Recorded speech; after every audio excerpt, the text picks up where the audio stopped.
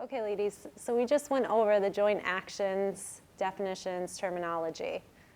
And we got a chance to lift a little bit of weight and do some movement. What we're going to do now is talk about evaluating group exercise.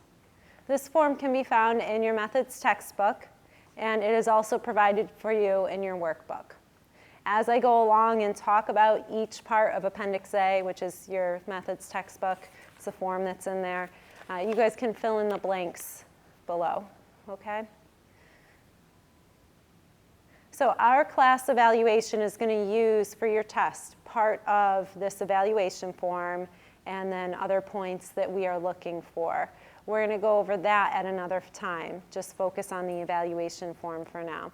This evaluation form could be used in studios. You do get performance reviews.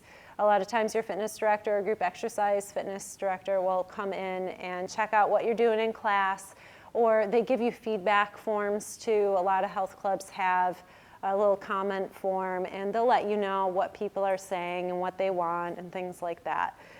But this is a good guide to use when you're trying to evaluate yourself, because you should evaluate yourself on a regular basis to make sure that you're providing everything, a well-rounded workout to all of your participants. So to start, pre-class organization. This is really important. You want your equipment to be set up in advance, and the class should begin on time. The instructor should greet the class and acknowledge new participants. A suggestion they have in your book is to have a dry erase board up with the equipment that you might be using for that day. That way people aren't coming up to you and constantly asking, hey, what do we need for class? I love setting my stuff up before class because then they just look. They kind of, you have to train your participants in a way. My participants know what I have in the front of the room is what we're using today.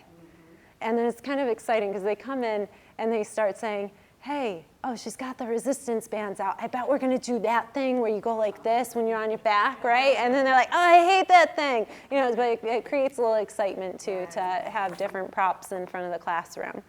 Okay. Okay, for the warm-up, backtrack, back to pre-class organization. I forgot to mention, you want to make sure you've checked your sound system.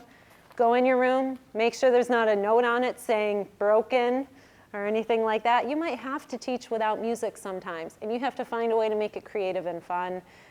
You should have, some places have iPod hookups, some places have CDs, some places still have tape players. So you want to know what you're working with. You should have backups. And be flexible. Know, if you can't teach to the music that you normally teach to, know how to be adaptable, still be relaxed and enjoy the class. If you're frustrated, you don't want the class to know, you want to make their experience really good. They're there to relax. They have these stressful days at work. They don't need to know that we're having a stressful day at work. So make sure that that is shown as they're walking through the door at your setup. Hey guys, the stereo's broken today, but we're going to have a great class anyway. Those are the kinds of things you want to say. And they'll be like, well, how are we going to have a great class? We want music. They'll be like, we're going to sing. We're going to make our own music. So just come up with things. I have a friend who does different chants. She has different chants that she'll do when a stereo's broken. And in a good facility, they're going to have someone there to fix it within the hour or two. But you do have to understand everyone's different, every studio's different, and your servicemen should be getting over, hopefully within the day. Okay. All right, warm up. It should include dynamic movements and stretches for all major muscle groups. We went over that today. You want to move the joints through their full range of motion. Verbal instructions should be clear. Warm-up movements should imitate and rehearse movements to be done later in the cardiovascular segment. Music tempo should be 120 to 136 beats per minute. Should be what, I'm sorry? 120 to 136 beats per minute. Today we practiced at 134, just to give you an idea.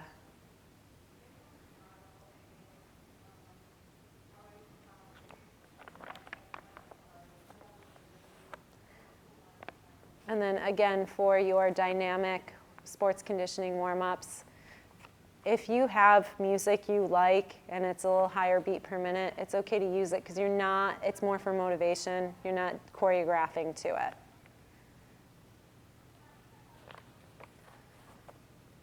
All right, any questions so far? Okay. Cardiovascular segment. Intensity should increase gradually. Muscle groups and movement patterns should be varied. So your instructor should engage students, promote interaction, and foster fun. The instructor should provide options for beginning and advanced students, giving clear verbal cues.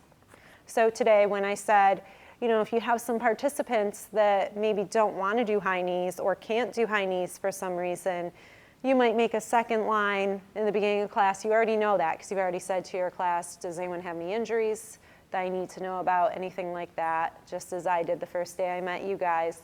And then you would just set it up. This is my intermediate and this is my advanced. And I tend not to do basic level line. And if I were to say it, I would say basic. I don't want to say lower level or anything you don't want anything that's negative in tone. So I would say basic, intermediate, and advanced. Or beginner, you could say. So the music for this segment should be 134 to 158 beats per minute. Honestly, you guys are just starting out. You're not going to be doing 158. The highest music I think that we're giving you is 144 for this class, and you will be very thankful. It's hard to teach at 158. I only know a few kickboxing instructors that do that. Kickboxing is the class that tends to be 158, but you'll see as we go along, there's different recommendations. You would never teach step at 158. It's not recommended. It's not safe, is what they say. So, monitoring intensity. So you want to make sure in that cardiovascular segment that you are doing an RPE rating. You're suggesting a modification if someone needs it. If they say, hey, my heart rate's a little high. Or some people won't want to say, my heart rate's high, what do I do? You just shout out, okay, if you think you're a little high, you're going to, if your heart rate's a little high, instead of doing a step touch where you're dipping down, you're just going to be here. You're going to do this. Maybe add a snap, do something else. So that they can allow that time for their heart rate to get back to where it should be. So again, we're going over an evaluation form. Your instructor is looking at this saying, well, are you checking to see if someone's monitoring their intensity? And if you are, is a modification being given? Is an advancement being given if someone needs it? And that's usually, advancements tend to be adding hops in general, or going deeper in a movement. For muscle conditioning and flexibility, verbal cues are given on correct posture and joint alignment. Emphasis is placed on good body mechanics. Participants are monitored and given instruction on correct form.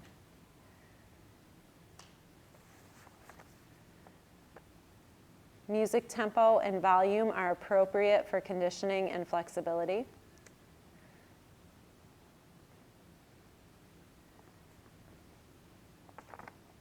Static stretches are done for major muscle groups. And emphasis is placed on relaxation and visualization. So they're checking to make sure that you're bringing people down after the muscle conditioning segment as you're getting into flexibility, and you're just really focusing on, you've done a great job today. Usually when I'm in my flexibility portion, I'll start to say in child's pose, I don't think I did child's pose with you guys, but when I head back right before I roll up, and you'll see this in my Pilates segment, we'll do child's pose, and I'll say, you guys did a great job today. You should be proud of getting here. I usually try to say something encouraging people. Say, I know it may have been hard for some of you to get here today. Thank you so much for coming to class. We roll up. We take our 2 deep breaths in. Great work, ladies. Nice job. So some words of encouragement. And then lastly, they're just making sure that you've talked to the students and made sure that they feel that they're cooled down, that their blood pressure and their heart rate have come down from the exercise. So if you flip into the next page in your workbook, you're going to see that evaluation form, and it kind of gives you an idea, all the text that we just went over. You'll see where there's check boxes, yes or no, this person did this. This person suggested modifications. They encourage students to work at their own pace. And you can see how it would help a fitness director or a group exercise director really evaluate their employees. There's sections for comments.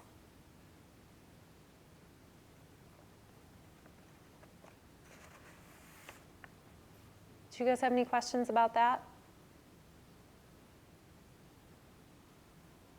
Now, you said, I'm sorry, most facilities will have the form, but if not, we can still do it so that we know.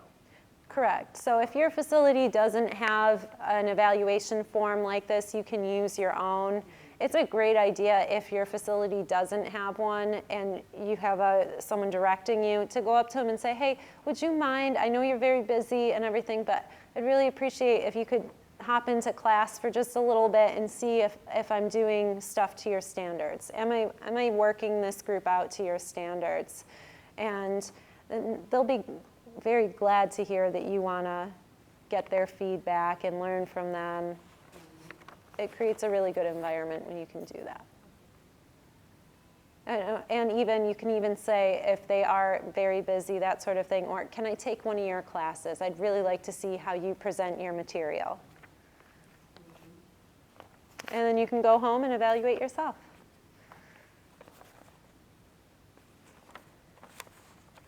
All right, so that's the evaluation form. You guys feel like you have a sense of what I'm looking for when I'm going to start evaluating you guys? Yes. Because you guys are going to practice warm-up for your homework. So you're going to get some feedback starting next class. Okay. All right, real quick, I know you guys were concerned about calculating beats per minute. Like I said, we start to get into this in our lectures, but you need something to go home with and start working with your homework. What I'd like to do is a little demonstration of how to calculate your beats per minute. I'm going to turn on some music for us.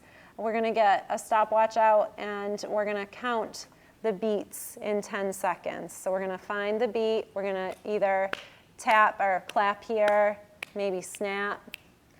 Okay, we're going to go through a series of those kinds of drills and calculate from that. Okay?